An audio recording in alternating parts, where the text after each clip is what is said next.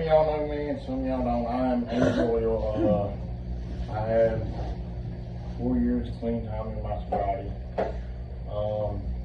If I take you back at the beginning of the story, childhood, I've got childhood trauma, I dealt with depression, losing people, dad's griefs. I started out smoking pot, went from pot to drinking beer. Thought I was being a cool kid, I'm hanging out with cool kids now. I'm enjoying life.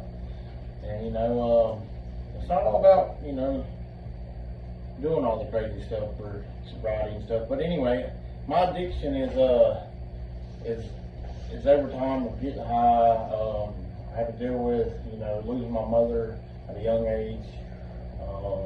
That's probably what set my addiction off at the most, blaming God when I shouldn't have, but I'm sure it was.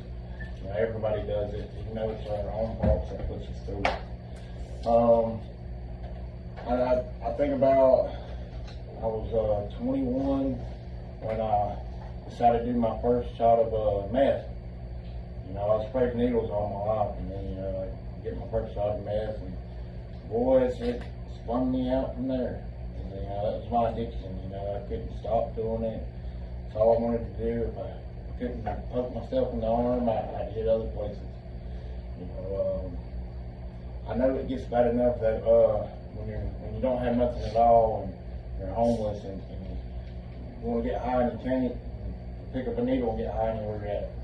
I've been there. I've done it.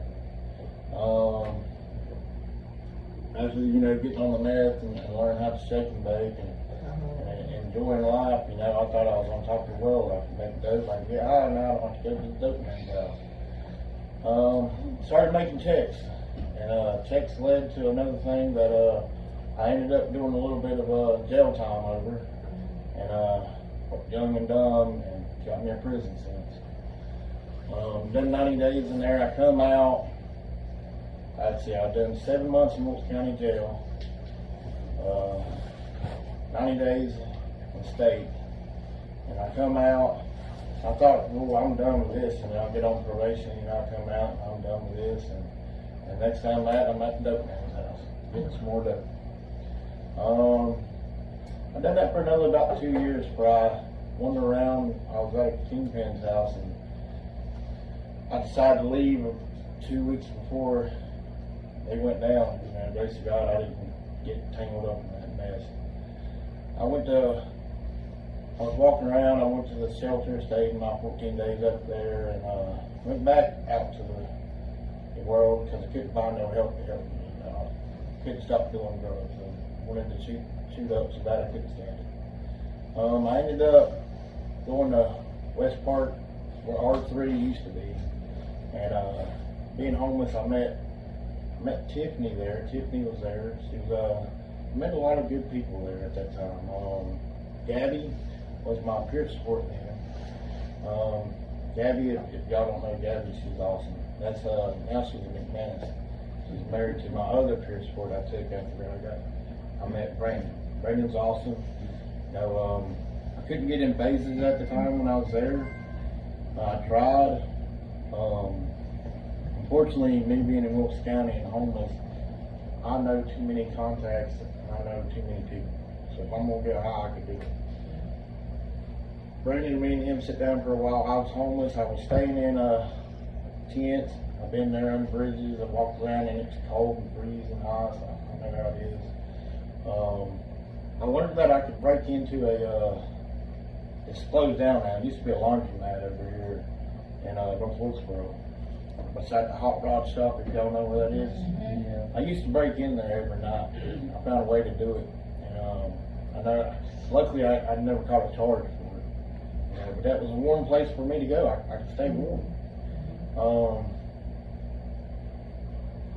After that, Brandon helped me find this place. I think it's called,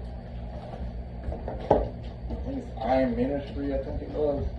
It's in Raleigh. They came up here and got me and took me down there, and I thought it'd be cool to go to a Christian-based, awesome place. And I get down there, and in less than 24 hours, the owner of it, was mad because I wouldn't stay there the whole time they wanted me to. I was only going to stay 90 days and go back home. Because I had a girl at the time that was locked up, and I was wanting to go back to her. Ended up he taking me to a bus stop and drops me out in Raleigh.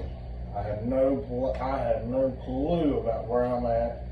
I'm lost. I have no contacts, no phone to call off of. I called Brandon first thing, and unfortunately at that time we had some weather here. He's like, I can't come get you. I don't know what to do. I just got to figure it out. Right now there's nothing we can do about it. So I went outside, and I remember sitting outside and wondering, what the hell am I going to do now? I mean, I'm stuck. I mean, I don't know nobody. Yeah. I don't got no money. Yeah. I mean, what am I going to do? Someone told me that there was a place called Durham Rescue Mission Place. It's a homeless shelter. I didn't have no way to get there, didn't have no directions or none of that, so I had to figure out how to bus hop from one place to another place to another place. I finally got in Durham. I went to this rescue mission place, and it was nice on the inside. I mean, they want you to work, to eat, to work, to live. As long as you're doing their programming, everything's fine. I'd done that for about 30 days, and I was trying to save up money, and I wouldn't make no money because I was working the wheel. So I tried to panhandle and thing, but I'm not good at panhandling. That's just not for me.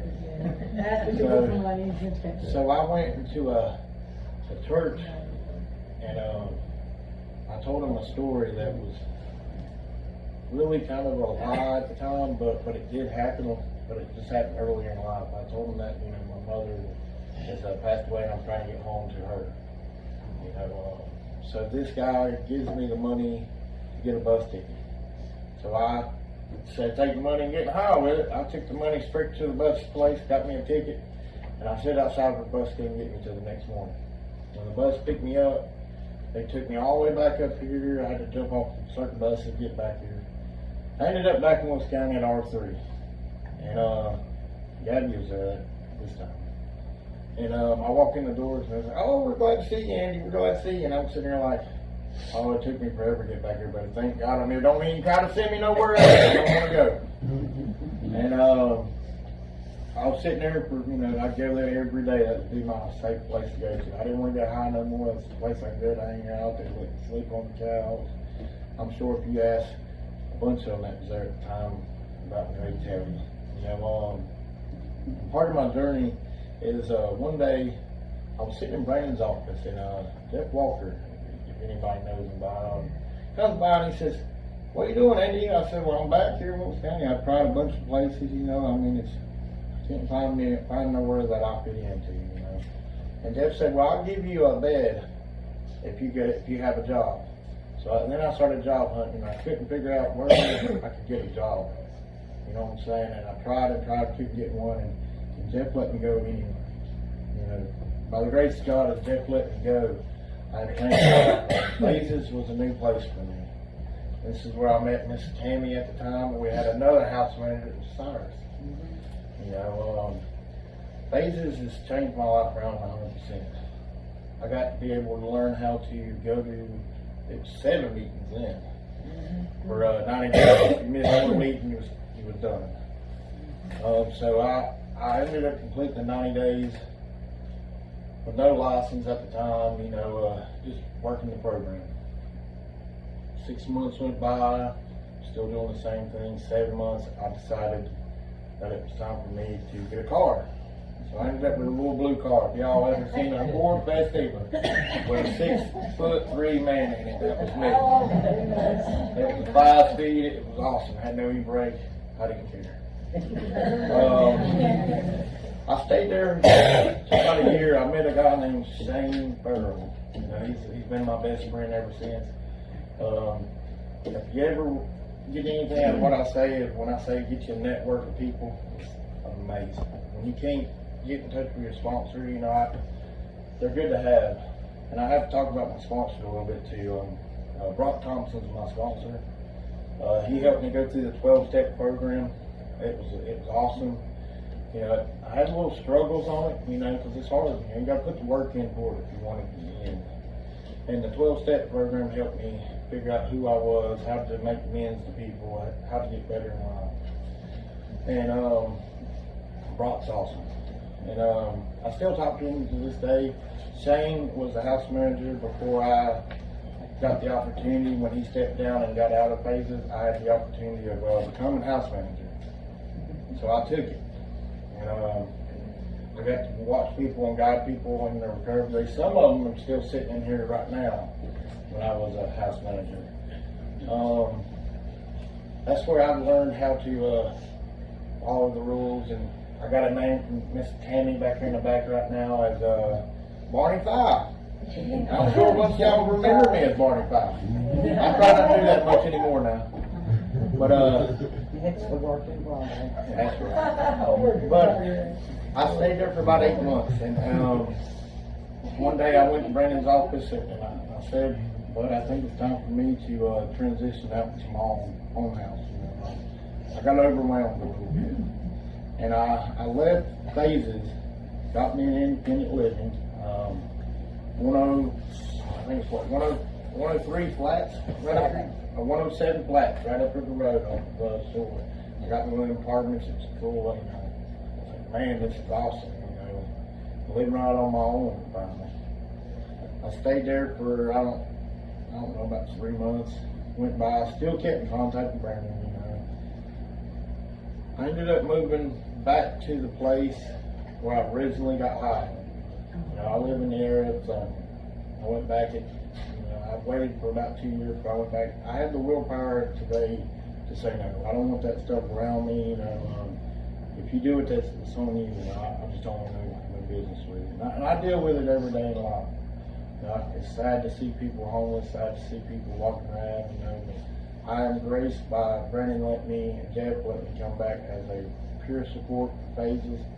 And as I've been there for the last 2 years, it's awesome to see people thrive and do good on their journeys in life. And to be a part of it, it's amazing.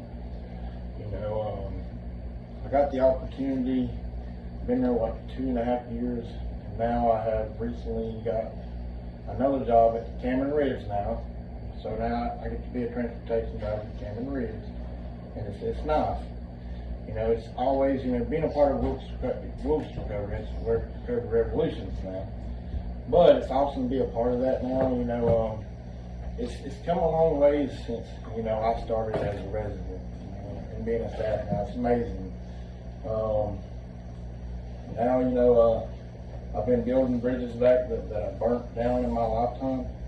You know, some of them you just can't never build back, and that's just part of life. You know, it's amazing how I am now. I do still communicate with some of my family members and stuff, but you know, life is what y'all make of it. You know, that's my story. Sorry it's sweet. I got it over with. I'm glad. Thank y'all.